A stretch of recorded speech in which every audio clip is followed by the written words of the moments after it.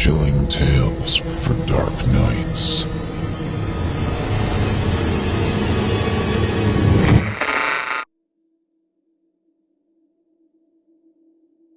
The Argentinian Incident by Tiago Lopes, performed by Otis Gyri.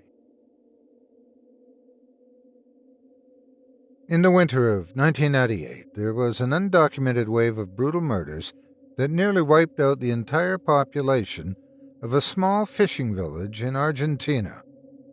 All evidence of the incident was swiftly swept under the rug by the local authorities, which then proceeded to set up massive roadblocks around Temacun, preventing anyone from getting near the site of the murders.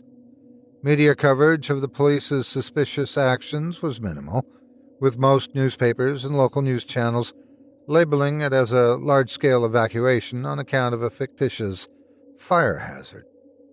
The most bizarre part of the whole affair, however, was that after gathering the village's handful of survivors, government officials decided to unceremoniously institutionalize them in different high-security psychiatric wards scattered throughout the country. The reason behind these seemingly unwarranted institutionalizations was never made public knowledge, but despite the Argentinian government's best efforts, rumors of the murders spread like wildfire across all of South America. 2 years later, an amateur film crew from Buenos Aires traveled to Temacun, their objective to shoot a found footage documentary regarding the incident. "We want to film it like the Blair Witch Project," disclosed Gabriela del Carmo, the project's director of photography. Blair Witch had come out the year before and everybody was still raving about it. We wanted to do something similar but scarier, creepier, with more blood and sinister interviews. Obviously, we had no idea what we were about to get ourselves into. Upon arriving at the remote fishing village, the crew wasn't surprised to find it completely abandoned. What they weren't expecting, however, was to discover that most of the buildings had been deliberately burned down. "You couldn't tell that it hadn't been an accident," said the projector's first assistant director, Rodrigo Elias, and that really shocked us, finding out that the cops had deliberately torched the place. Of course, once we started piecing together what really happened down there, it made sense. Hell, I'm surprised it took them that long to do it. With most of the survivors locked away, the crew was forced to travel to the neighboring towns and hamlets in search for more information. These weren't very successful trips. No one wanted to talk about it, said Angelico de Sousa, one of the project's executive producers. Everyone was too scared to do it. The second we mentioned Temacun, they would shut their doors in our faces. Literally. It was as if it was illegal to talk about what happened. As if they knew someone was listening. We never spent more than a night in those strange little towns. The townsfolk would always throw us out in the next morning. And every time they did it, it felt like they were doing us a favor, as if it was for our own good. After briefly returning to the ruins of Temacun to shoot the final landscape shots for the doc, the crew spent the next few months pinpointing the psychiatric wards where the village's survivors had been unwillingly admitted. Even though they knew these were strict institutions that wouldn't let a camera near any of its patients, they had hoped to track down former staff members that could shed some light on the events that had transpired during the winter of '98. Much like their previous experience, the crew had a hard time finding someone willing to talk about the murders. We knew it was a long shot from the moment Diego suggested it, recalled screenwriter Salvador Moreno, but we were short of any other alternatives. We had no way of reaching out to the survivors, and the cops sure as hell wouldn't talk to us. Unless we wanted to go full fiction on the film, we needed to interview someone who was either related to the murders or who had had contact with someone who was. To be honest, we actually came very close to go in a completely different direction with the entire project. Yet, before they had a chance to consider a different approach, the film unit's production manager, Lucas Pascal, was contacted by a peculiar man with a strange accent. He told me that he had worked as a security guard at Santa Lucia during '98, explained Pascal. Santa Lucia was one of the 9 hospitals that had come up during our investigation. Naturally, we were pretty excited about interviewing this guy. At the same time, we were also prepared to be completely disappointed. We weren't exactly sure what kind of information we'd get from him. Some suspected he was only trying to scam us. We only found out that he was for real when he demanded that his name remained anonymous and that his face be blurred out in the final cut. A small excerpt from the interview's transcript reads as follows. Interviewer: How long were you a security guard at the hospital? I worked in Santa Lucia for 9 years. And when did you quit? I didn't. I was fired. May I ask why you were let go? They told me that I talked too much. About what? Oh, all sorts of things. Being a security guard gets pretty boring at times, even in a loony bin. When something interesting happens, you talk about it. But if I had to guess, what really pissed them off was when I told a couple of friends about the shady stuff that happened during the winter of '98. Care to elaborate? Sure. Is the whole point of the interview, right? I guess it all started when the police brought in this crazy old drunk from down south. The guy looked like your run-of-the-mill nut right off the bat. 2 cops had to literally drag him kicking and screaming inside the hospital. I didn't think much of it. I'd seen it 1,000 times. But then something weird happened. Go on. This detective showed up the following day. Not just any detective, mind you. No, this one was a Yankee. I'd never seen this kind before, except maybe in the movies.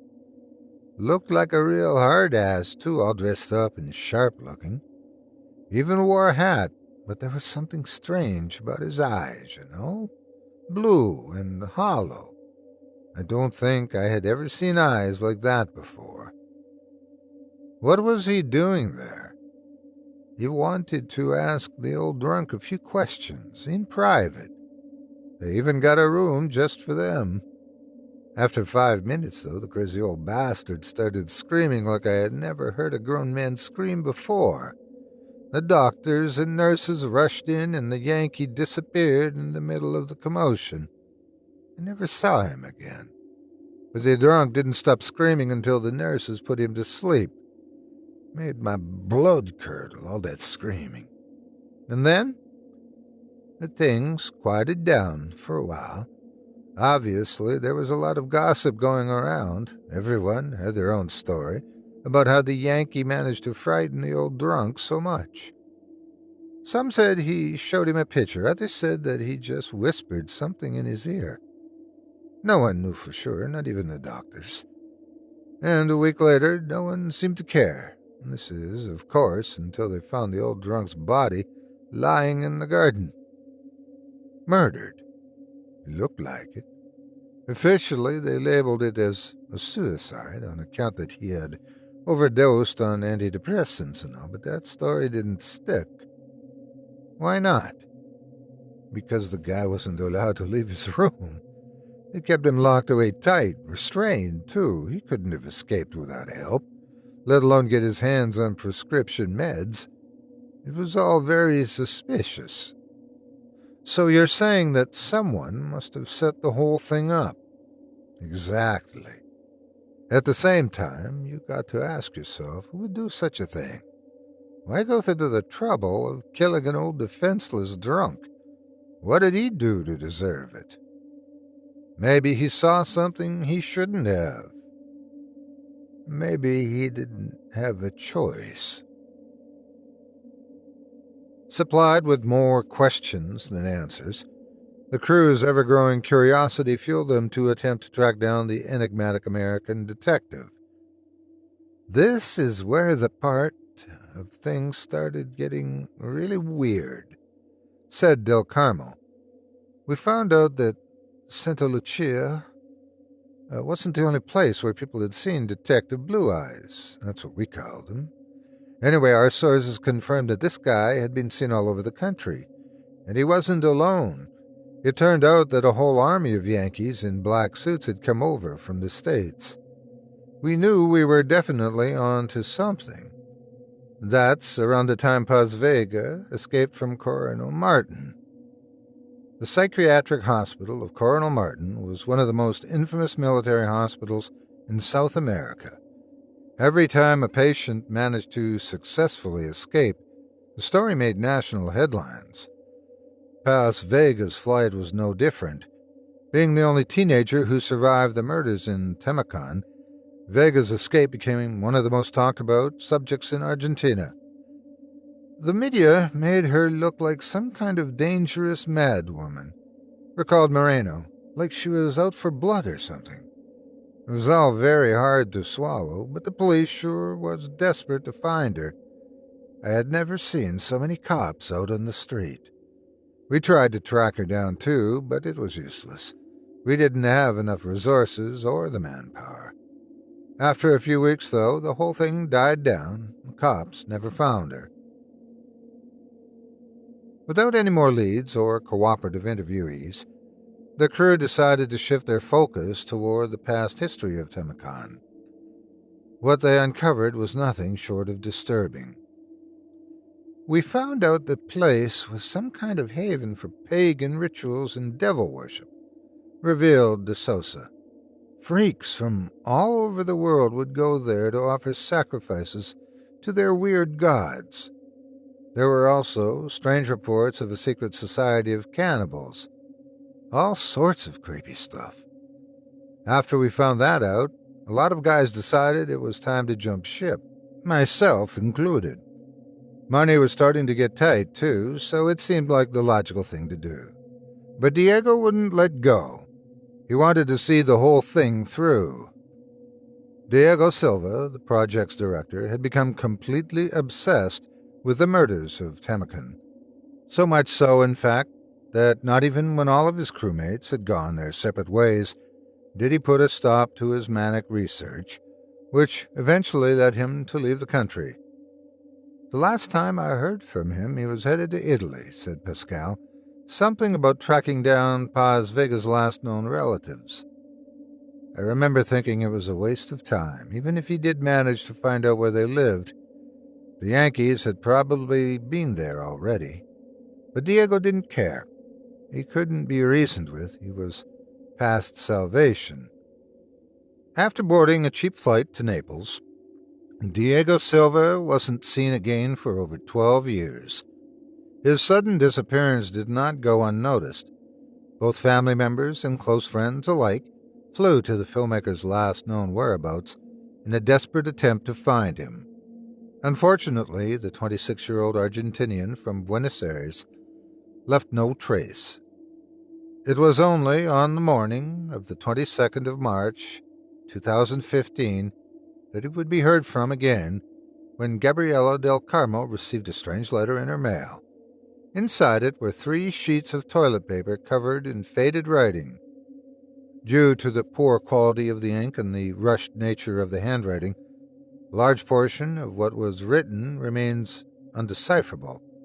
A rough transcript of the message, with some parts added in based on logic and conjecture, reads as follows. My dearest Gabriella, men in white coats are about to do something to my brain.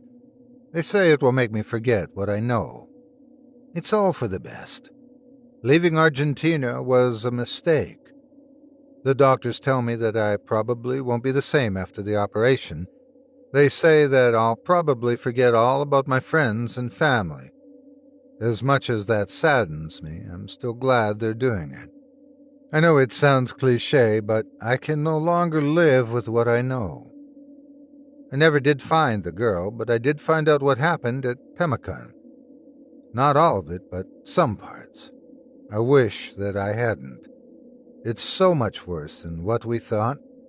For once, they were right to hide something from us. Please, take care of yourself, and tell the others that I'm okay. Don't try to find me. Don't go back to Tamakan. They didn't kill them all. With no mention of a place or any other means of discerning his exact location, all that Del Carmo could do was share the contents of the message with Silva's family and former crewmates, nimbly neglecting to mention its last sentence. Yet, as distressing as it was to read Silva's cryptic message, Del Carmo couldn't help but feel a strong urge to revisit the footage they shot during their trip to the fishing village.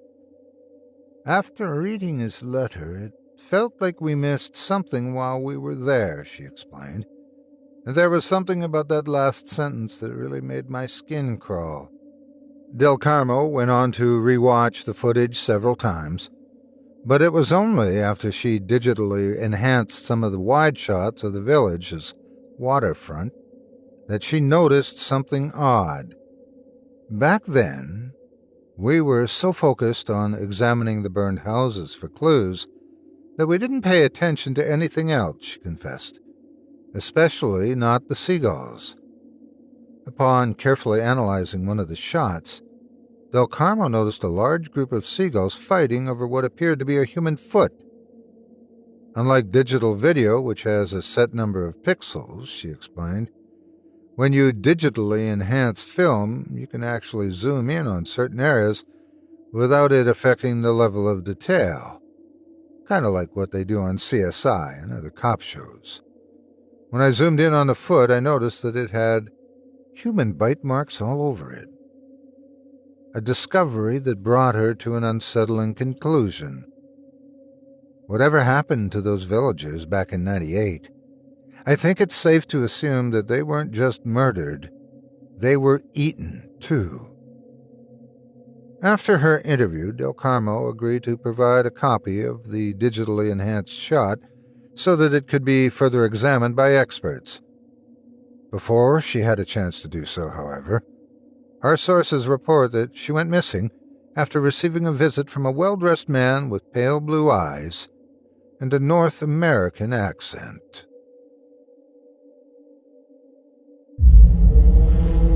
Chilling tales for dark nights.